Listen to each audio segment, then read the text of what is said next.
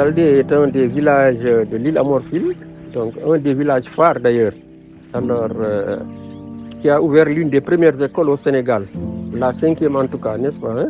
Donc c'est un village plein d'histoire et qui a contribué nécessairement à l'histoire du pays, du Sénégal. Donc comme je le dis, il est situé dans l'île Amorphile, dans une zone enclavée, ceinturée de toutes parts d'eau. Il y a des bras de fleuve, il y a le fleuve Sénégal, il y a le Marigolo Doué, n'est-ce pas, hein?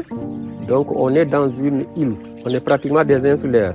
Le village a 160 ans, ça fait 241 ans que le village. Le village, quand il était habité, au début, il était presque à 400 à 500 mètres du fleuve.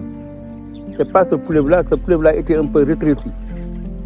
Et en 1858, les plans sont venus, il a voulu implanter un fort. Il y avait tout un quartier qu'il a acheté en 1858 avec l'agrément du chef de village. Alors, Mamadou Sianon Dewi Ilman Li et nos parents de prêter.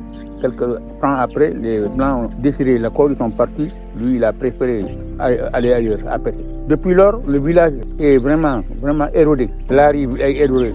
Nous sommes confrontés à ce problème très inquiétant et crucial qui nous empêche d'ailleurs de fermer l'œil.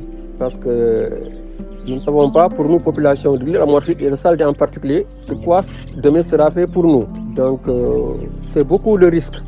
Et nous l'avons toujours dit partout, à y prendre garde. Et si l'État ne fait rien, cette zone, Saldé particulièrement, risque tout bonnement d'être rayée de la carte géographique du Sénégal.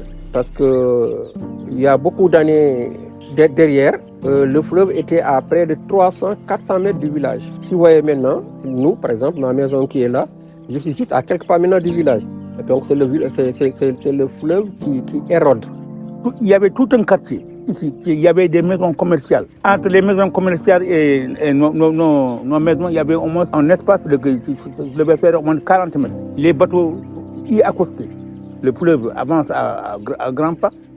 Ça aurait été les barrages, on allait disparaître. On a fait beaucoup d'éléments sur ça, mais l'État fait la sourde oreille.